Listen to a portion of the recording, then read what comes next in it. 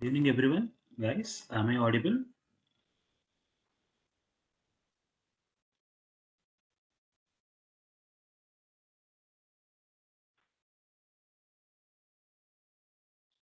Thank you.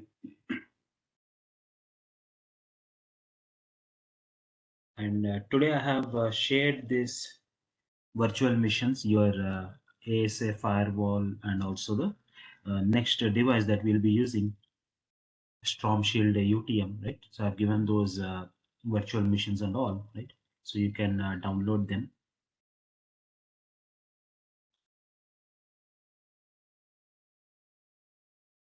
So yesterday we have done the initial configuration for Cisco ASA. We have defined the IP address of the interface, the LAN and WAN interface. We have defined the default gateway. We have also configured NAT. So we have done the configuration for dynamic NAT. We have discussed what is dynamic NAT. And then we were also discussing the problems of dynamic NAT. And then we have configured PAT or port address translation on the ASA firewall. Right. So once we have done the configuration for PAT, we saw that LAN computer is able to access internet once PAT has been configured. So today we'll continue with our firewall configuration. We will see with a few more configurations. Right. We'll see how we can write the policies and all. Right.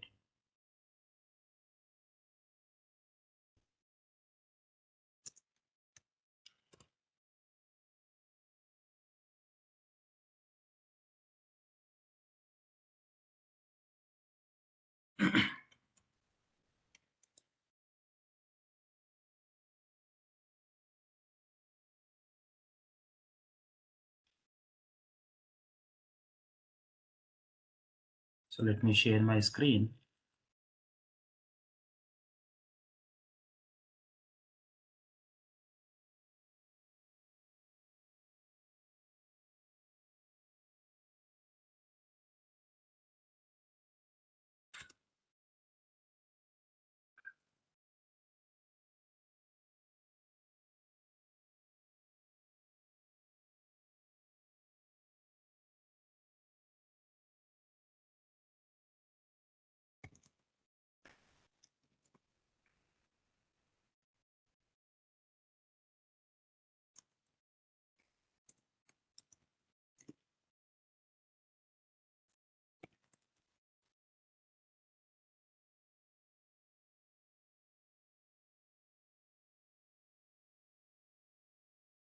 Okay, so in the ASDM, for us to configure some policies on the firewall, right? So once you log into ASDM, right, you have to go to configuration. So this is where we have done the configurations in the last session. So after going to the configuration tab, we were using this launch startup configuration wizard. So that's how we have done the initial configuration, right?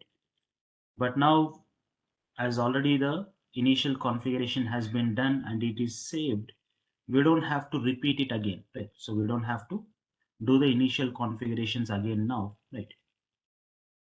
So we will directly click on the configuration. We'll go to the firewall tab, and in the firewall tab, when you see the NAT policy, we already have the NAT rule which says if our LAN computers, right, if any of our LAN computers have to reach internet, their request have to be translated to the firewall's WAN interface IP.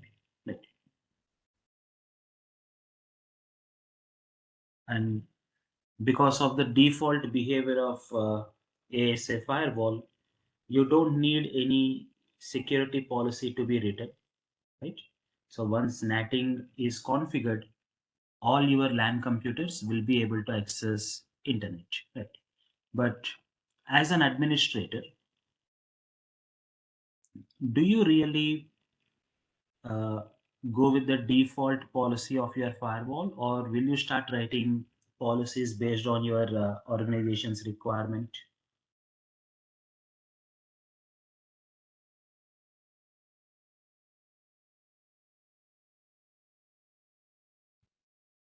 So we'll never go with the default policy, right? We always have to write policies based on our organization's requirement and all, right? So we will not go with the default policy. So here in the access rule, whatever default policy is available, right? We will not be able to edit or delete the default policy, right? So there's a policy given along with the firewall in the initial configuration. So we will not be able to make any changes to it. But once we start writing new security policies, so once we start writing new security policies, automatically this default policy which was created will be deleted by the firewall itself, right? So automatically the default policy which is created by the firewall, it will automatically be deleted by the firewall itself. So we don't have to manually remove it. So to add new security policy, we click on add. So it will give you the prompt to define the new security policy. So here, when you are writing security policies on the ASA device, similar to how you are applying ACLs on your router, you have to define on which interface this security policy has to be written. So if you recollect, when you're writing ACLs, you are writing a ACL and then you are saying very specifically apply this ACL on so and so interface, right? In the same fashion, when you are working with ASA, you have to write ACLs and you have to apply them on a specific interface. So you have to say, please apply this security policy on the LAN interface, or please apply this on the WAN interface. Okay. So whatever security policy you're going to define, you have to say on which interface it has to be applied. Is it clear?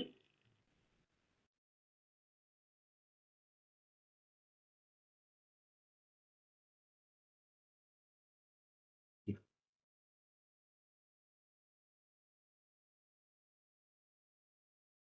So here when you say add a new security policy, so the first thing that your ASA firewall is asking is on which interface do you want to apply this policy? Do you want to apply it on the LAN interface, on the WAN interface, or on the management interface? So here my requirement is I want to write a policy which will permit this LAN computers to reach internet. Right. I want to apply a policy which will permit this LAN computers to reach internet. So where exactly should I write this policy? Should I write it on the LAN interface or should I write it on the WAN interface?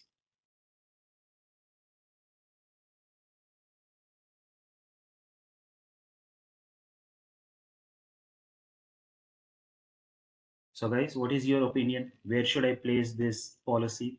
Should I do it on the LAN or on the WAN interface?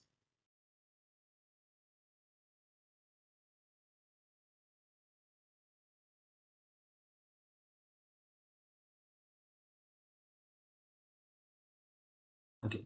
So here when you were configuring ACLs on the router, right? How many type of ACLs did you configure on the router?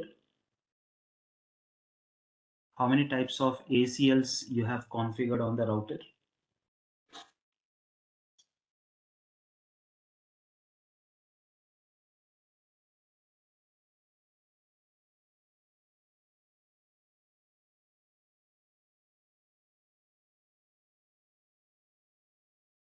So uh, what are those three type of ACLs?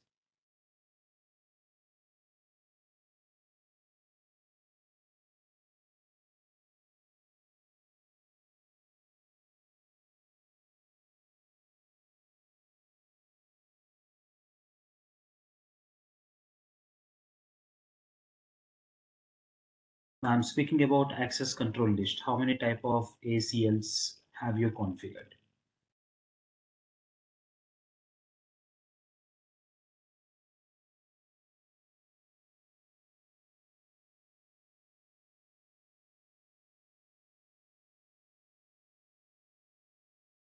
Okay, two types. So you have standard ACLs and extended ACL, right? So where do we use standard ACL and where do we use extended ACL? What's the difference?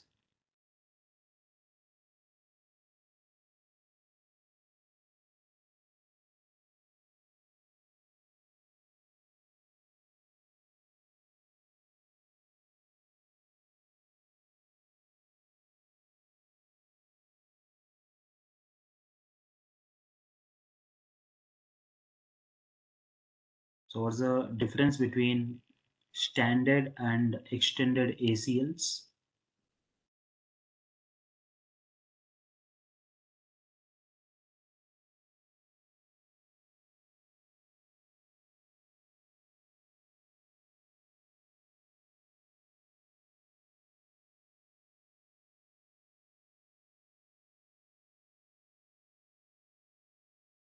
So the standard ACLs, we will only be defining the source and the action to be taken, right? So we say if this is the source, take this action, whether you are going to accept or reject, right? If it is extended ACL, you can define source, destination, source port, destination port, along with action. Is that correct?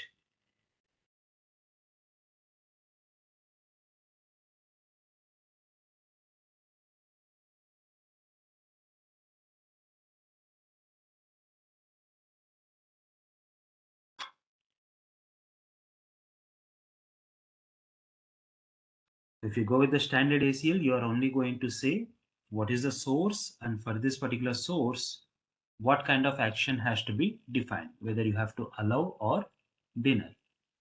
If it is extended ACL, you can say for this source IP, right, for this particular source port, for this destination port, whether action should be permit or deny, right? So does a extended ACL give us greater control?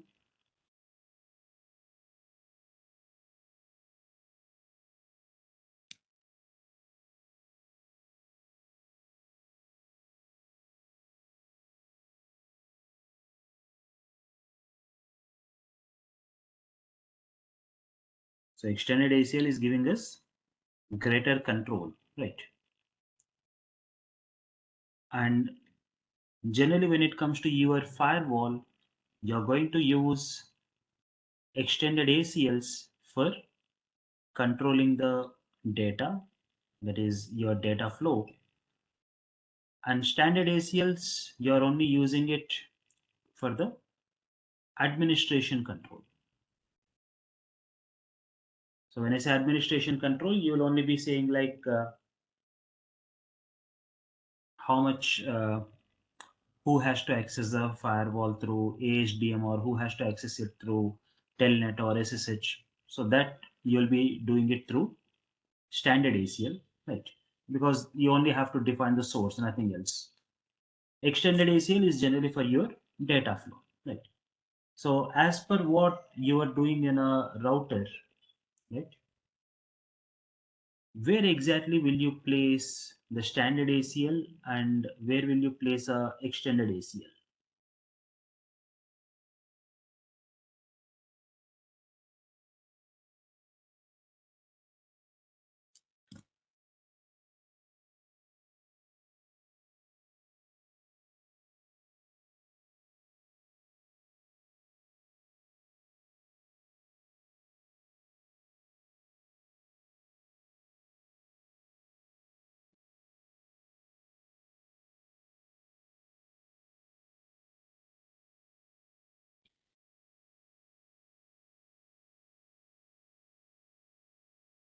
So guys, where will you place a standard ACL and where would you place a extended ACL?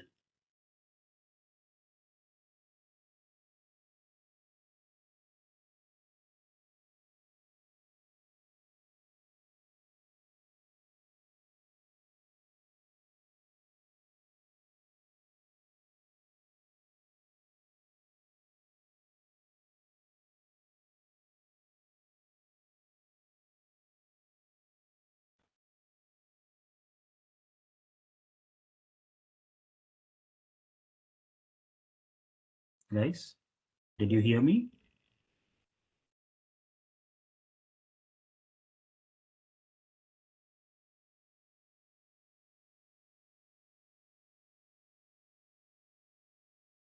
So where are you going to place a standard ACL and where are you going to place a extended ACL?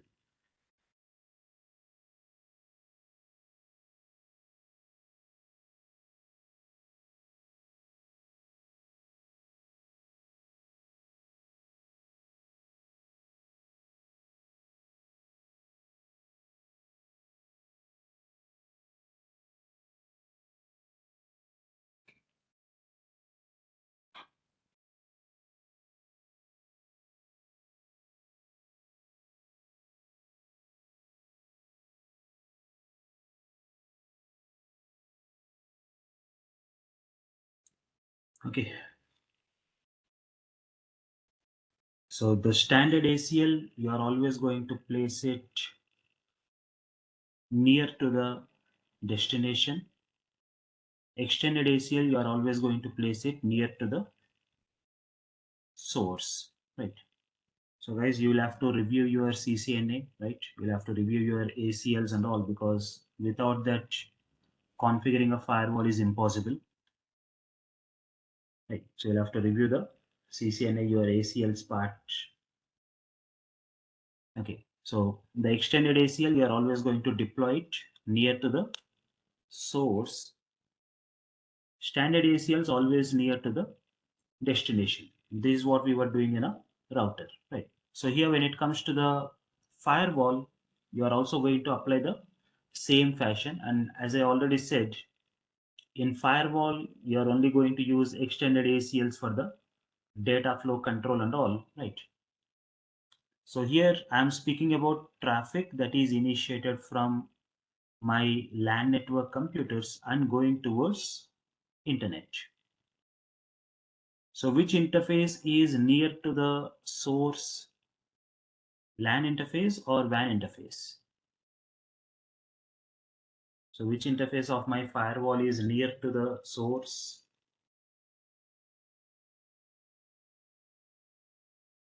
So the LAN interface is near to the source. So you are going to apply your ACLs or your security policies on the LAN interface.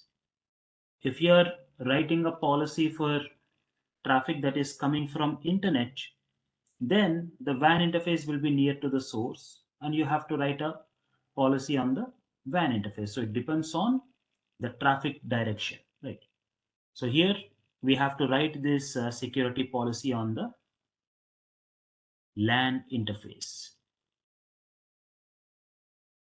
So here in the ACL, we say apply this policy on the LAN interface for traffic that is initiated from 192.168.10.0, which is our LAN network, going towards any destination on internet for any IP address. So as of now, we say will permit traffic for all services on internet. So once you write this policy, automatically the default policy which was created is removed. Right. So the default policy which was created earlier is automatically removed. You can now say apply and save the configuration. So this configuration will be saved onto your startup configuration as well. Right. So now from my LAN computer, I can try to access some service on internet. Right. So let me see what is my translated IP. So it says 201.122 is my translated IP, right? And let me also check if I can reach some service like FTP or SMTP. So let me say telnet ftp.hp.com on port number 21. So I'm trying to reach port number 21 for this ftp.hp.com. So we'll see if FTP is accessible. So as you see, FTP is accessible, right? Let me say telnet aspmx.l.google.com on port number 25. So I'm trying to see if from my LAN computer, if I'll be able to reach the SMTP server on internet. So let us check that. So as you see, we are also able to access the SMTP server, right? So from the LAN computer, I'm able to browse internet. I'm able to access FTP. I'm also able to access SMTP. So all services are uh, working, right? So I'm able to access all the services from LAN. So now tell me, as a administrator, will you permit your LAN users to have access to all the services, or will you have some restrictions on what all services can be accessed?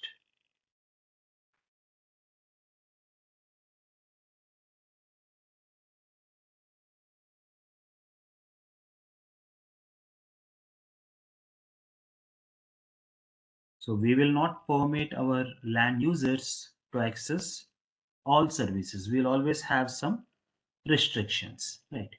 But why restrictions? Uh, what happens if we permit all the services?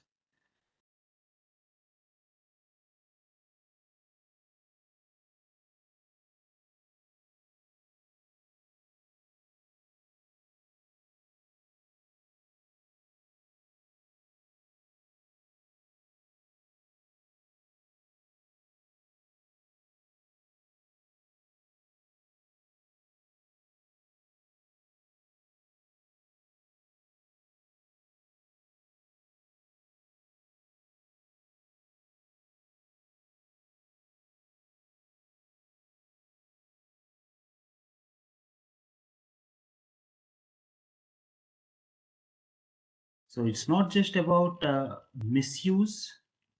The reason why we do not permit LAN users to access all services is, um, remember we were working with the backdoor applications.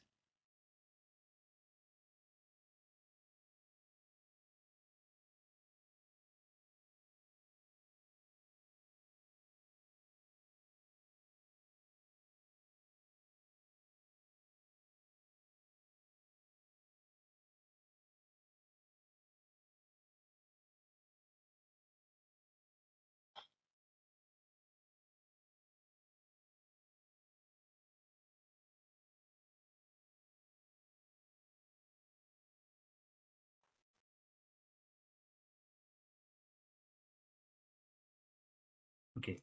So what happens with this backdoor applications? Once a end user tries to download and install or download and execute some application without knowing what actually is the application or what happens once this application is executed, it is trying to establish a connection to the hacker's computer. So without the knowledge of the end user, the application, the backdoor application is establishing a connection to the hacker's computer. Right? Now, those connections will always be on some random ports, not on your standard ports. Right? So if you permit LAN computer to access internet on all the ports, if end user tries to download and execute some unknown application, right, without their knowledge, their computer will successfully connect to the hacker's machine. But if you put up some restrictions and say LAN computers cannot access all services, LAN computers will only access few services, like say HTTP or what do we say, like SMTP or something, then what happens?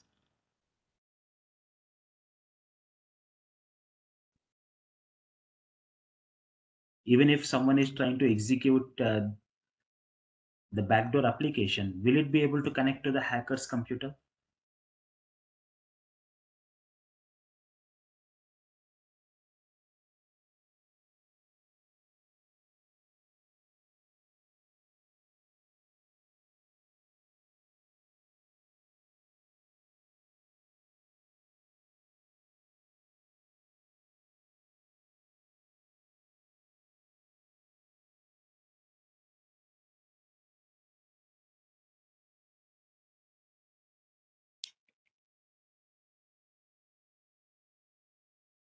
So will this backdoor application connect back to the hacker's computer if there is a restriction on what all services are accessible to the LAN computer?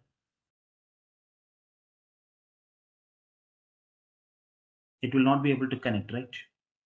So the LAN computer will not be able to establish a connection to the hacker's computer if all services are not permitted. So that's what we are actually trying to take advantage of here, right? So what we do is define some restrictions saying that LAN computers will not have access to all services. So let me edit the policy, and here I say instead of all IP services, I'll be very specific. I say I want HTTP, HTTPS, and say SMTP. I only want these three services to be permitted to the LAN computers: HTTP, HTTPS, and SMTP. Right. I'm not permitting everything else. Apply the settings. So now see, uh, we have put up some restrictions that LAN computers will only have access to three services. So now will I be able to browse internet? Let me just clear all the cache.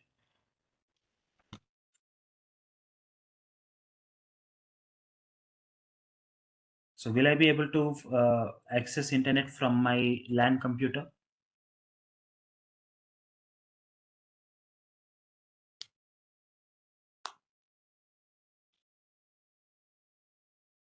Okay, so let us check. Let me say I want to reach say hp.com.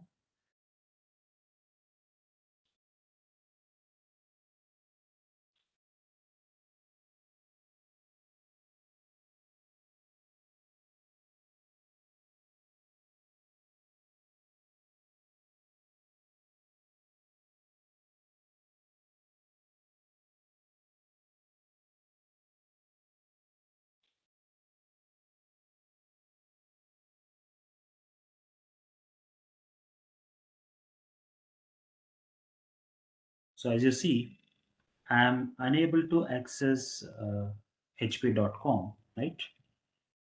So let me try if I can reach this FTP. So before I test it, what is your opinion? Will I be able to reach FTP?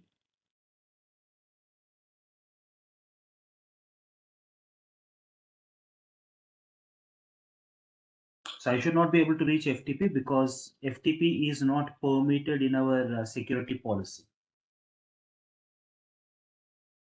So I'm trying to reach FTP. So we'll see what would be the result.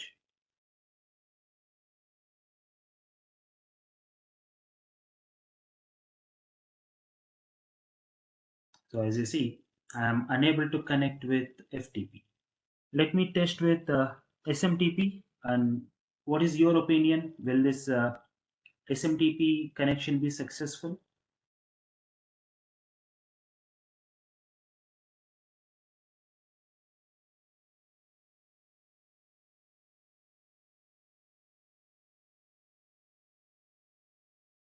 So we have permitted HTTP, HTTPS, and SMTP. So I want to try the SMTP. So we'll see. So I'm trying to connect to the SMTP server. So FTP was not successful.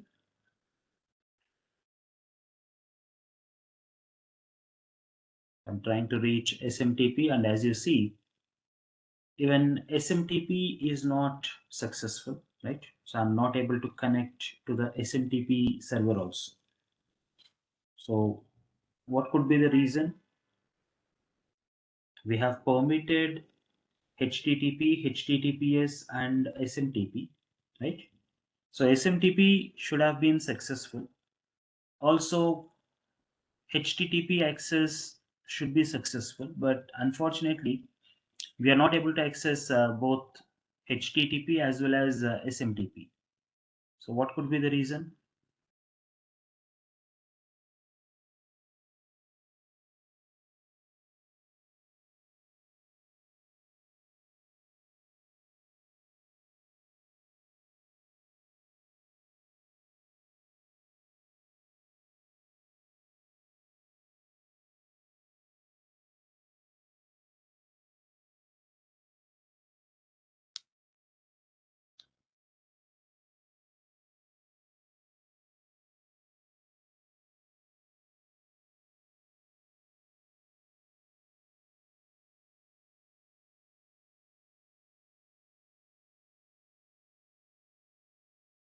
So here the reason why we are not able to access HTTP and SMTP even though we have permitted these two services is I'm trying to reach some name, right? I'm trying to reach ftp.hp.com, or I'm trying to reach aspmx.l.google.com, or maybe hp.com, microsoft.com, cisco.com and all. Now, when I try to give some name, right? When I'm trying to give some name, my computer, will it directly try to connect with the name, or will it try to resolve the name into an IP address?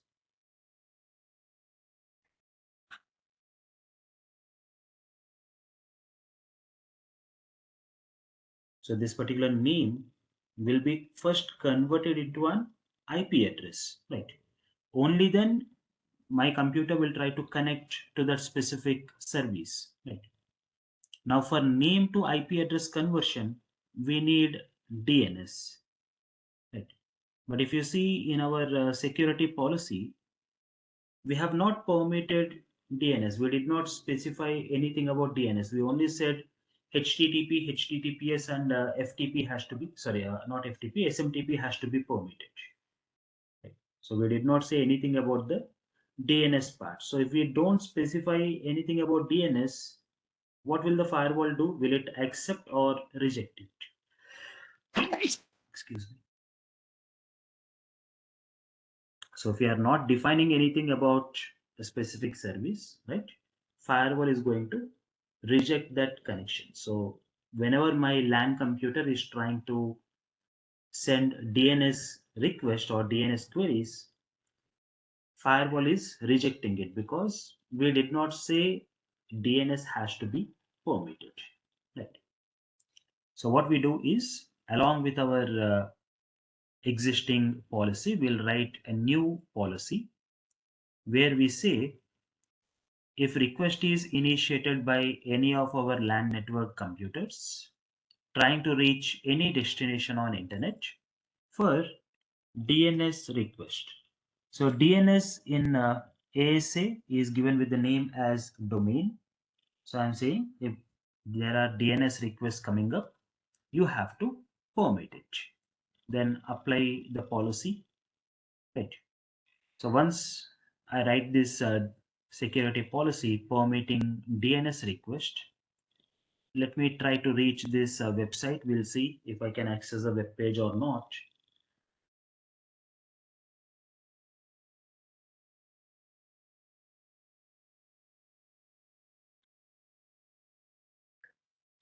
So you'll start getting access to that particular web page. So as you see, it has started loading the web page contents and all, right? So in the meanwhile, let us also check if I can reach the SMTP server. So here, as you see, I'm able to reach the SMTP server, right? So this time, no issues. DNS resolution was successful and my SMTP connection is also successful. Let me retry with the FTP part. We'll see if we can access FTP or not. Telnet ftp.hp.com on port 21. So as you see, uh, when I'm trying to reach FTP service port 21, this is not accepted. That's because in our security policy, we did not say FTP has to be permitted. We did not mention anything about FTP, so FTP will not be permitted. Okay, so is that clear how administrator can write a security policy only permitting some specific services?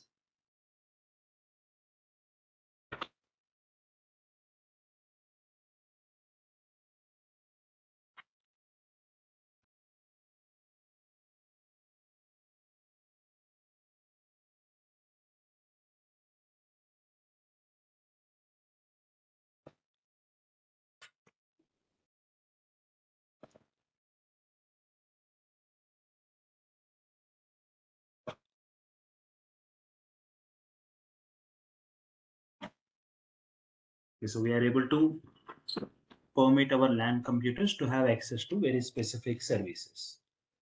Now let us say one of your manager is asking you to permit full access to their system. Will it be possible?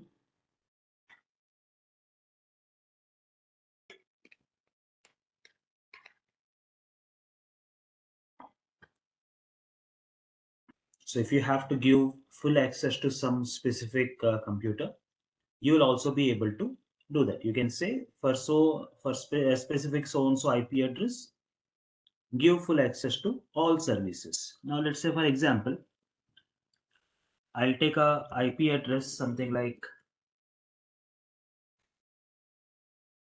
192.168.10.47, and for this IP 192.168.10.47, I want to permit full access to all services. Right. I want to permit full access to all services. Right. So we'll see how exactly we can do this. I will add a new security policy. Right. I'll add a new security policy. In the source, as of now, we were selecting the entire network. Now, instead of selecting the entire network, we will say very specifically 192.168.10.47 has to be permitted. So we don't have a object, we don't have a ready-made object for this 10.47 IP. So we'll have to create an object similar to how we have created object for our LAN network and all, right? Create a new network object. So let me call this as manager IP. This is a host. We are defining one single IP. 192.168.10.47 is the IP address. Say OK. So I'll select the manager IP address as a source. Say OK. And for this manager IP 10.47, I say they can access any destination IP address for any service. So apply the changes. So how do we check? So if request is coming from this specific IP address 10.47, FTP, SMTP, HTTP, everything should be accessible. So let me change the IP address on my system.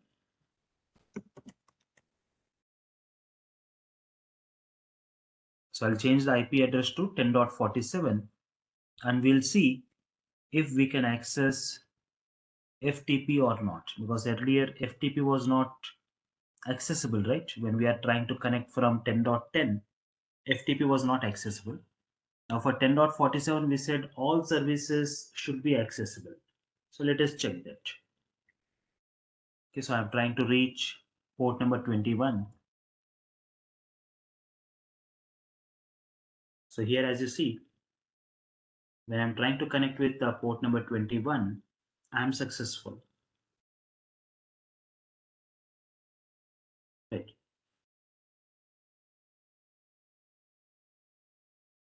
So when 10.47 is trying to reach something on internet for whatever service it was successful. But when 10.10 is trying to access, it was not successful. Right. So is it clear? If you want to give some special permissions to a specific IP address, you'll have to create a host. You'll have to create a host and then write a policy saying for this IP address, all services will be permitted.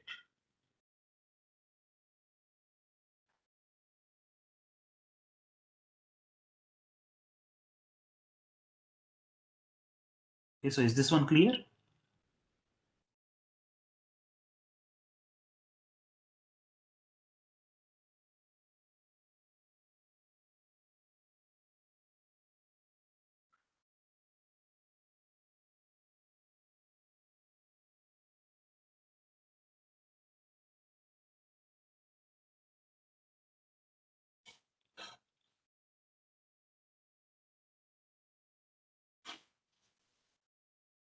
So going back to my default 10.10 LAN IP address. So now with the 10.10 as the IP address, if I try to reach the same FTP, it will not be successful.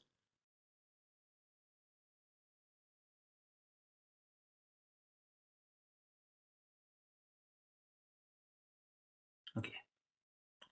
And here when we are writing these security policies, as of now we have written some policies where we have permitted LAN computers to have access to HTTP, HTTPS and SMTP. Then we have permitted DNS. We have also permitted 10.47 IP address to have access to all services. Now let's say I don't want this IP address 10.10 to access SMTP. I don't want this IP 192.168.10.10 to have access to SMTP. I want to block it. Can we do that?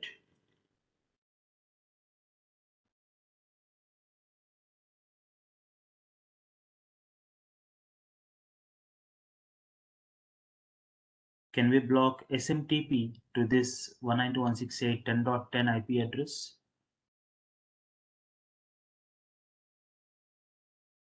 Yes. So we'll be able to block a specific service to one of your LAN computers. So let us see how exactly we can do it. So same as what we did for manager IP, we'll write another policy, right? So this time the action that we say is deny. So far we were selecting the action as permit. Now we have to say action as deny. Source should be 192.168.10.10. So I don't have an object, so we'll create an object for this. Let us call it as host 10. So the IP address 192.168.10.10. Say OK.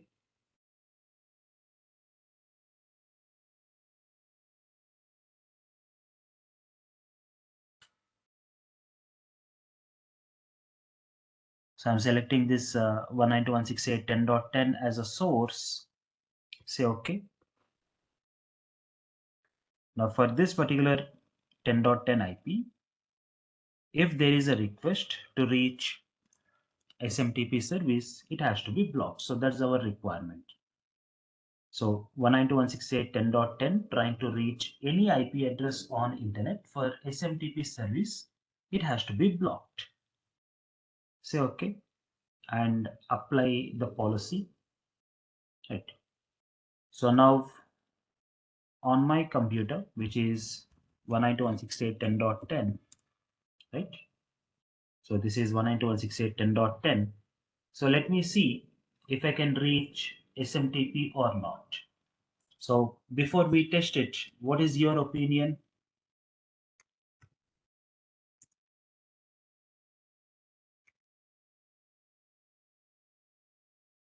Will this SMTP service be accessible or will it be rejected?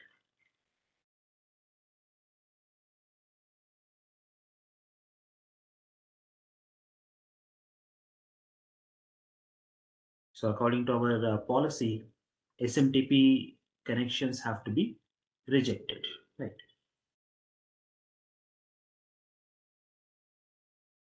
So see this, when I'm trying to reach SMTP, it is successful.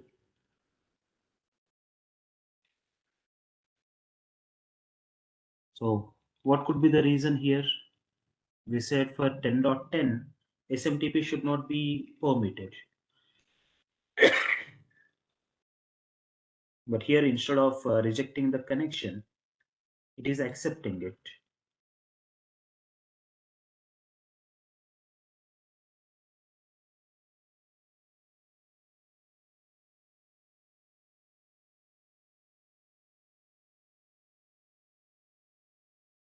So the simple reason here, even though you have written a security policy which says For 192.168.10.10, SMTP has to be blocked. The policy is not being applied by the firewall. Now, why the firewall is not applying this policy? For a simple reason, the order of your security policies is also very important. The order in which we place the security policies is also very important, right? So here, rule number one says for all LAN computers, HTTP, HTTPS, and SMTP should be permitted. So when rule number one says HTTP, HTTPS, and SMTP has to be permitted, will the firewall check with rule number 2, 3, and 4 if my request is for SMTP service?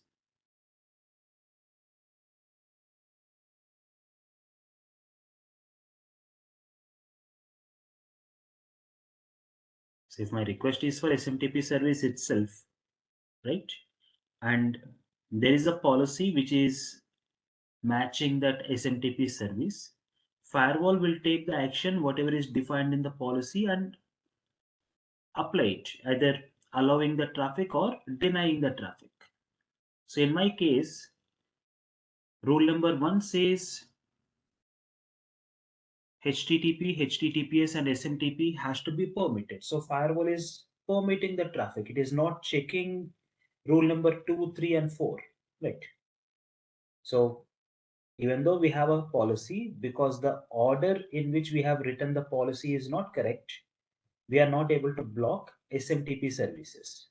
So what we have to do is change the order in which we are going to write this policies. We'll have to change the security policies order, right? So what I'll do is take this DNS related policy to the top. You can use the arrow keys here. And then the second rule will be for the manager. The third policy will be for host 10.10 trying to access SMTP, right? And then finally, the last policy is your LAN network policy, right? So in short, always remember when you're writing security policies, place the policies in a very specific order where policies which are written for something very specific, right? Policies which are written for a very specific activity, whether you are permitting or denying it, right? So policies which are written for a very specific thing have to be on the top, and policies which are more generic, keep them at the bottom, right?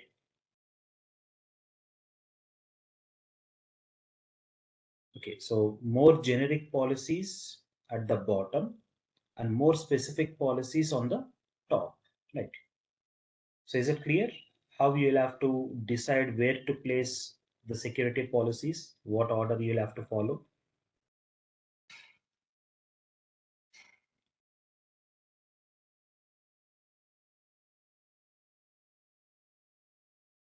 So the order in which we are going to write the policies plays a very important role in how good we will be able to control the traffic, right?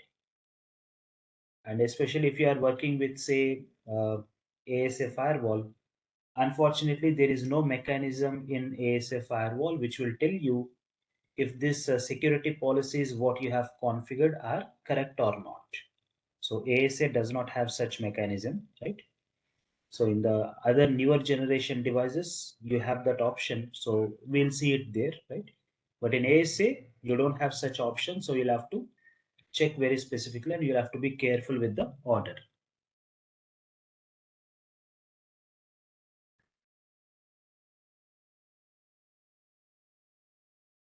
Okay. So now we are permitting our LAN computers to access only specific policies. Then we have given full access to our manager's IP address. So manager's computer will not have any restrictions. In addition to this, organizations might also ask you, right, to permit internet only in a specific time period. So some organizations, right? So this may not be the case with every organization. In some organizations, they say you have to permit internet only in a very specific time period. So what should we do? Let's say your organization has a policy where internet should be permitted from 1 o'clock in the afternoon to 2 o'clock. So only for a duration of 1 hour, 1 o'clock to 2 o'clock, internet should be permitted. So what should the administrator do? At 1 o'clock, write the security policy, and at 2 o'clock, remove the security policy. Can it be done? At 1 o'clock, we will write a policy saying LAN network trying to reach internet allow. At 2 o'clock, we will delete that policy. Can it be done?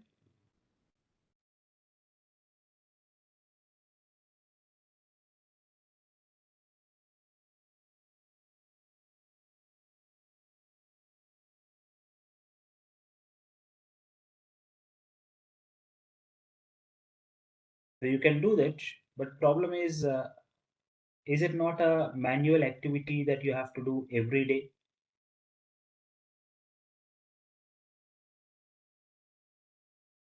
Right. If this activity can be automated, that is, if the firewall can take care of enabling and disabling this policy automatically, will it be much better than trying to write this policy, then deleting the policy manually and all? So firewall is able to take it, right? Firewall is able to do it automatically. That will be much better, right? So we can also do the configuration on firewall in such a way it will automatically permit internet access to LAN computers in whatever time you have defined, right? So based on the time that you have defined, firewall will automatically permit internet access to the LAN computers, right? So to do that, in the configuration firewall, you will see objects. So go to objects and select time range. Go to objects and select time range. So in the time range, you will be able to define at what time internet should be allowed, right? So you'll have to say at this particular time internet has to be permitted and this time internet has to be blocked. So we say add. So let me give a name for this time range. So let me say the name as internet time. Okay, so I'm giving the name as internet time. And then I say on all the days of the week, that is from Monday to Saturday, internet should be permitted from say 20 hour, okay, now it's 55, say 20 hour 58 minutes to 21 hour 58 minutes. So I'm just defining some time period, apply this configuration. So I'm defining some time period saying internet should only be permitted in this time from 8:58 to 9:58. So once the time range is defined, you have to add it in your security policy. You have to add the time range into your security policy. So it's done. Now when I try to reach some website on internet, firewall should not permit me to access that. So now time is 8:56, right? And I'm trying to reach some website on internet. And here, as you see, firewall is not permitting me to access that web page. So I'll be able to access the web page only after 8:58.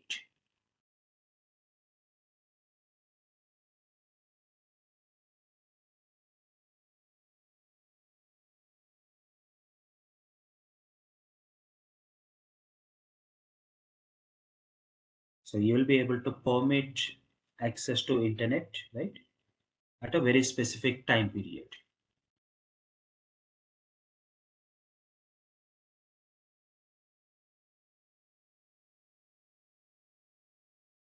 So is it clear how we can permit access to internet at a very specific time period for the LAN computers?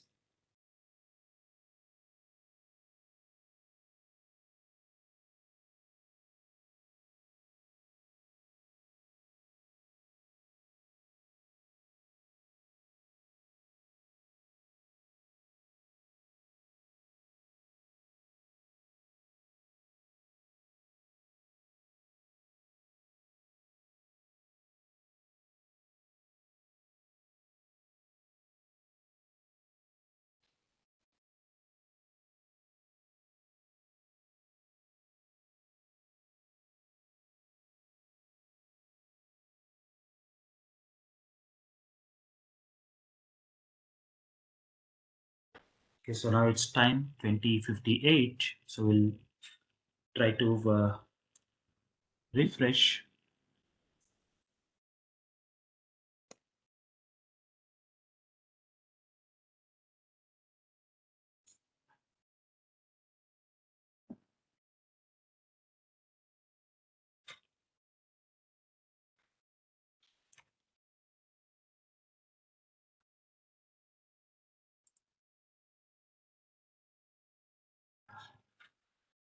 And okay, it's taking HTTPS. Why is it HTTPS? It's HTTP.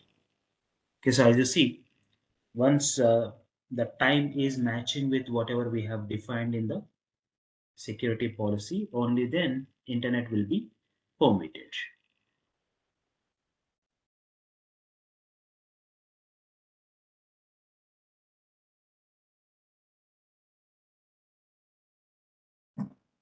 So when you speak about this time-based restriction, right, uh, it may not be a requirement in every organization, every network, right? If you have such requirement, you'll have to create a time object and then you'll have to apply that time object into the security policy.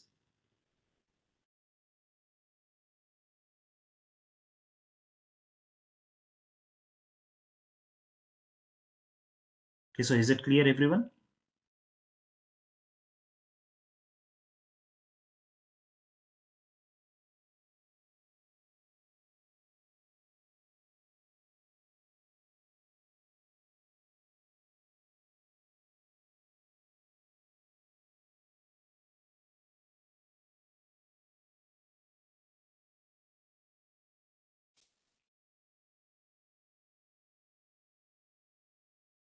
So now we are permitting our LAN computers to reach internet at a given time period. Now in this particular time, will our LAN computer have access to every website on internet? So from say 8:50 to 9:50, right? Or whatever the time period that we permit internet access, our LAN computers will have access to every website on internet, right? So as an administrator, what is your opinion? Will you permit LAN computers to have access to every website on internet, or will you have some restrictions on what websites will be accessible and what websites will not be accessible?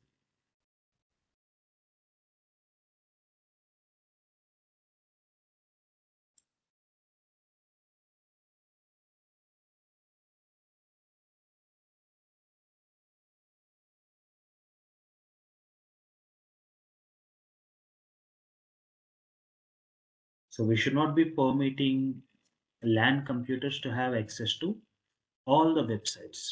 There should be a restriction on what all websites will be accessible to the LAN users, right?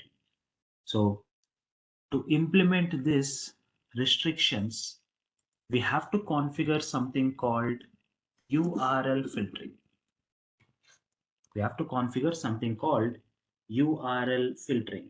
So this is where we will define what websites can be permitted or what websites can be blocked.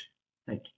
Now, when you speak about this URL filtering, unfortunately, your stateful inspection firewalls will not support URL filtering inbuilt. So this feature will not be inbuilt in the stateful inspection firewalls. So what we have to do is we will install a URL filter server. We have to install a URL filter server on one of our LAN computer. On that server, we will define what all websites have to be blocked. We'll define what all websites have to be blocked on the URL filter server. And then we will tell the ASA firewall whenever LAN computer have to reach internet. So whenever you receive a request from LAN computers asking access to internet, redirect that request to the URL filter server. Redirect the request to URL filter server. So let the URL filter server check what is that website, and if that website has to be permitted or not, let the URL filter server check that and take a decision. If the website requested by the LAN computer can be permitted, URL filter server will tell the firewall allow access to the website. But if that website has to be blocked, URL filter server will automatically deny the request and display a error message saying access to so and so website is blocked. Okay. So the feature is not available within the stateful inspection firewall. So we are installing a third party application where we define what all websites have to be permitted and what all has to be blocked. In short, you only say access to, say, for example, eBay has to be blocked, access to Amazon has to be blocked, access to, say, Facebook has to be blocked. So whenever LAN computer is trying to reach any of these websites, right, firewall will forward the request to URL filter server. URL filter server will see what is this request. Okay, the request is for ebay.com. Then URL filter server will automatically block the request. It will block the request and deny user from accessing that website ebay.com.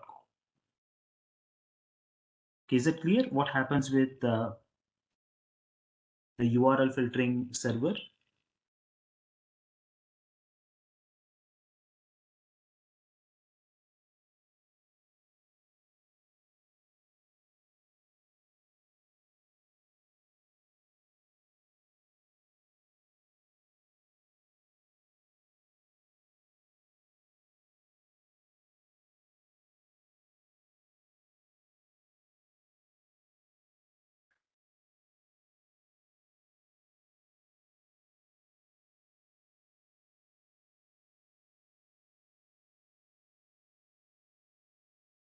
Guys, are you clear with the concept of URL filter?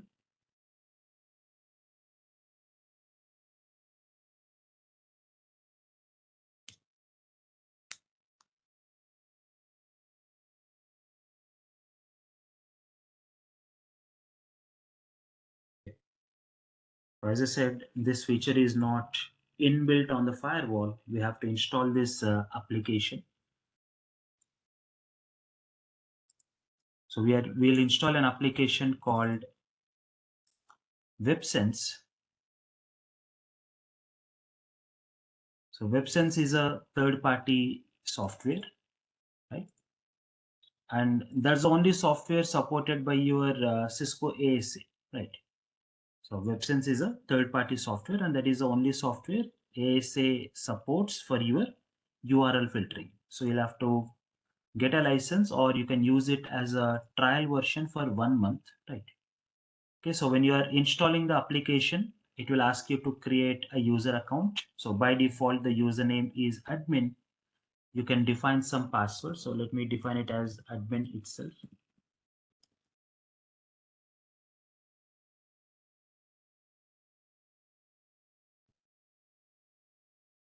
So it will install the WebSense application. Now you will have two components for WebSense. So WebSense will be installed as a service, right?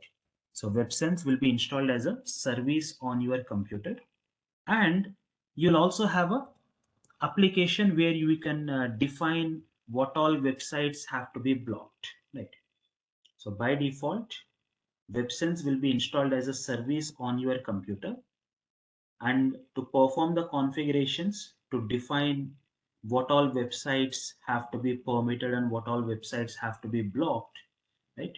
You'll also have a user interface, a GUI will be present. So to access the GUI,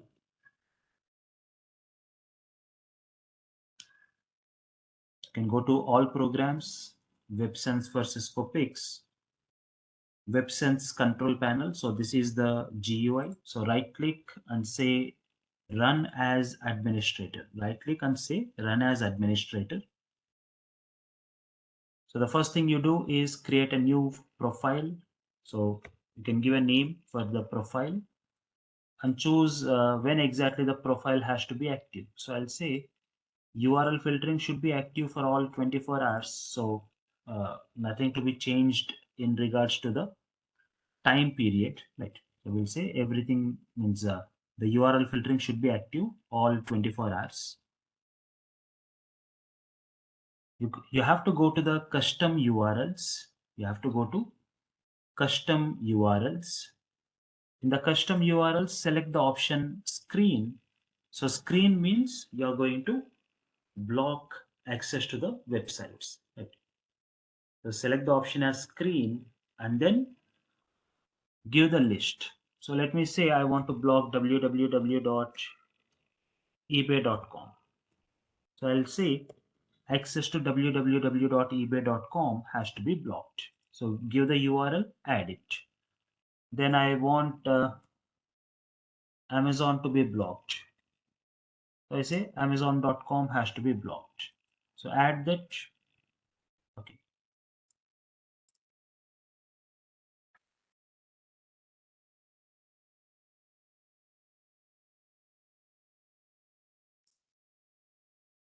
www.amazon.com has to be blocked. So add all the list of websites that you wanted to block and say apply and okay. So it will ask you to restart your service, right? So here restarting the server does not mean you have to restart the entire system, right? So just say okay. You have to go to services. So in the run prompt, type services.msc.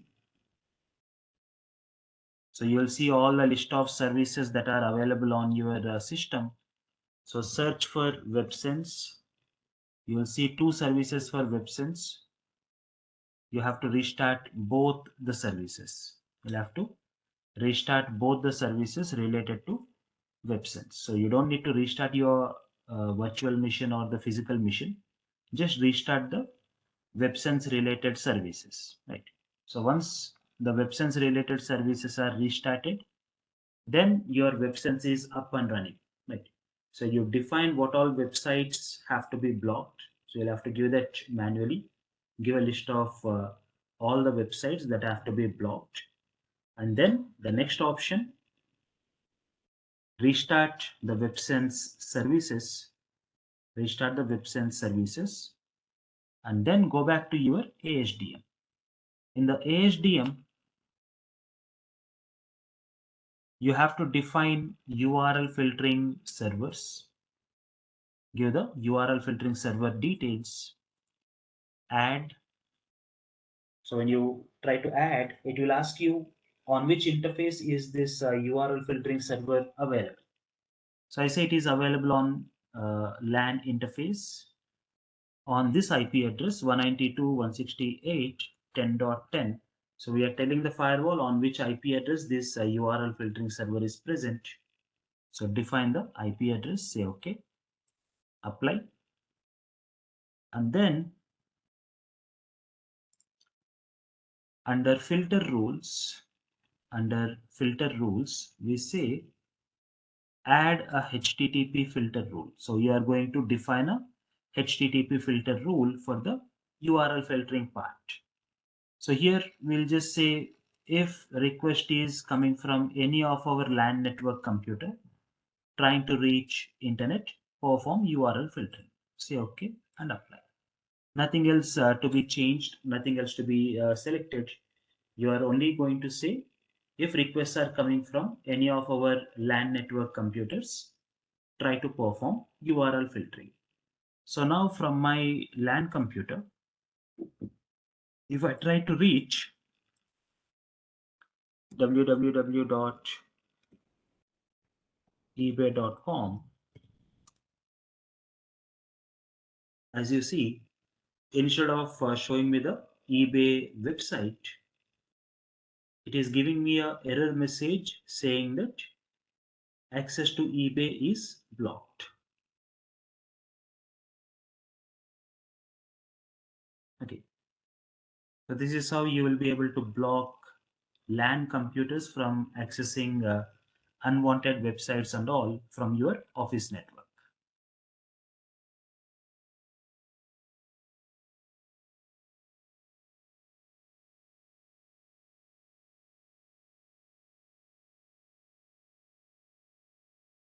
So is this clear how we can perform URL filtering using Cisco ASA?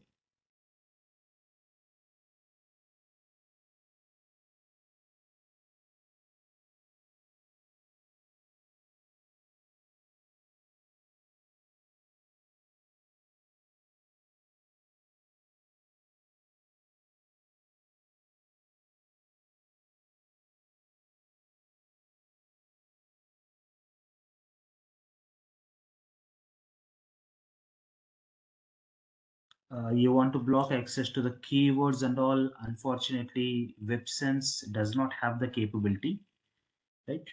So WebSense will only take the URLs and say if request is going to this particular URL, whatever is defined, then it will be blocked. But again, we also have to remember one thing, that when you speak about Cisco ASA and the stateful inspection firewall, here we are speaking about a technology which was made almost 40 years ago, right? So back then, keywords and all keyword based blocking, those kind of requirements were not there. So ASA firewall or maybe even the WebSense application, they were not designed to do it, right?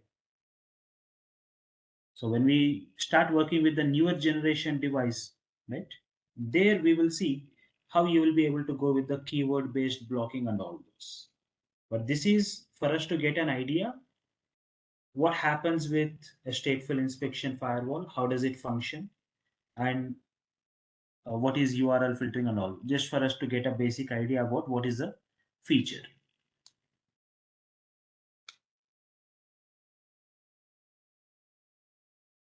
Is it clear?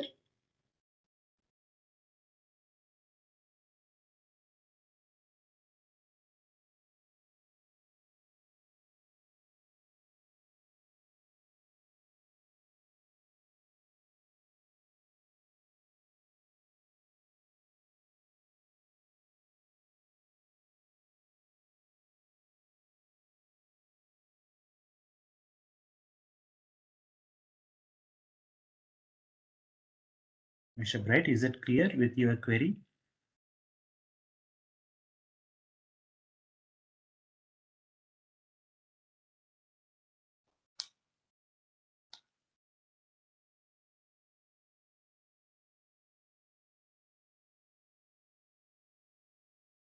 Yeah. So not only this URL filtering, right? You'll also be able to perform user authentication, right? So when a user is trying to reach internet, you will first authenticate the user. Only after successful authentication, you will permit the user to access internet. You can do the user authentication, and then you can also collect all the log messages so that you'll have a record of which computer is trying to access internet, right? So you'll have all those details, right? So that we'll be discussing in the next session, right? So how do we perform user authentication? How do we try to collect the log messages and all, right? So that we'll see in the next session.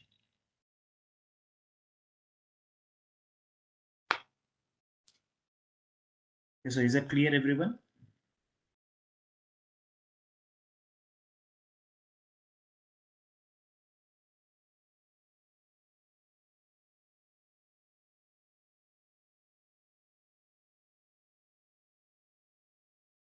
We'll first go with ASA. After we complete our discussion on ASA, then we will go with the Storm Shield UTM, where we'll be able to see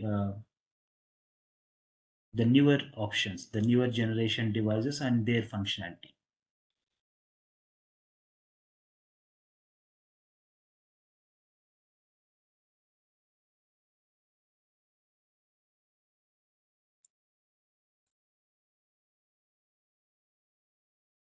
So in the meanwhile, everyone try to download this ASA and Storm Shield virtual missions.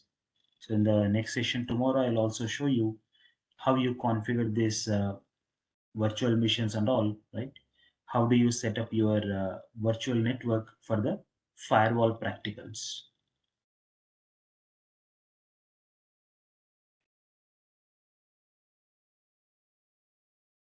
Okay, so with this, I end the session for today. So we'll continue tomorrow. Thank you all.